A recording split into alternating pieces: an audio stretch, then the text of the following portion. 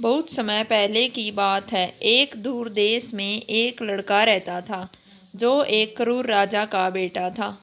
वह राजा इतना क्रूर था कि उसे गरीब लड़के के कान पर पट्टी बांधना अच्छा लगता था।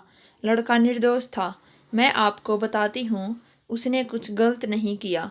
खैर, वह अलमारी से खाना ले रहा होगा, लेकिन सिर्फ इसलिए कि राजा उसे खाने नहीं देगा। राजा ने उसे अलमारी से एक सेब चुराते हुए पाया और उसके कान काट दिए। लड़का लगभग बहरा हो गया था। राजा ने जल्द ही एक सबसे खूबसूरत महिला से शादी कर ली। उसका नाम मैरी द प्योर था।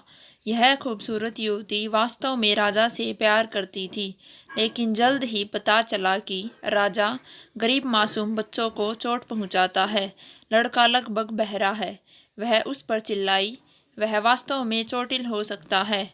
अपने ही बेटे के कान क्यों मारेंगे? क्या आपको वास्तव में राजा होने का अधिकार है? यदि आप इतने खतरनाक हैं। राजा को चोट लगी। उसका नाम रिचर्ड द काइंड था। उसका एक जुड़वा भाई था। उसका नाम हेनरी था। वह अच्छा राजा था, लेकिन उसके पास त्रासदी आने वाली थी। उस समय वे जुड़वा राजकुमार थे।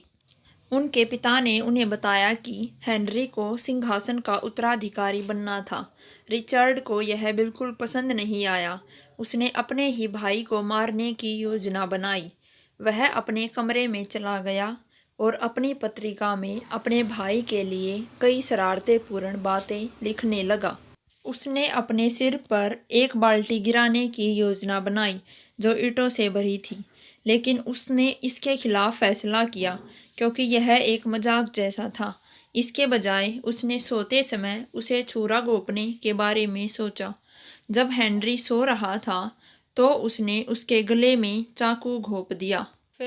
फिर उसने हत्या को ऐसे दिखाया जैसे हेनरी ने खुद को मार डाला हो कि उसने किया। उसने इसे बनाने के लिए अपने हथियार तैनात किए। देखो, जैसे उसने खुद को गले में दबा लिया। इसके बाद उन्होंने अपनी आंखें बंद कर ली। अगली सुबह रिचर्ड अपनी माँ के चीखने की आवाज़ से जागा। वे मुस्कुरा उठे। वह जानता था कि वह शीघ्र ही राजा बनेगा। वह जानता था कि उसकी माँ सोचेगी कि हेनरी ने खुद को मार डाला।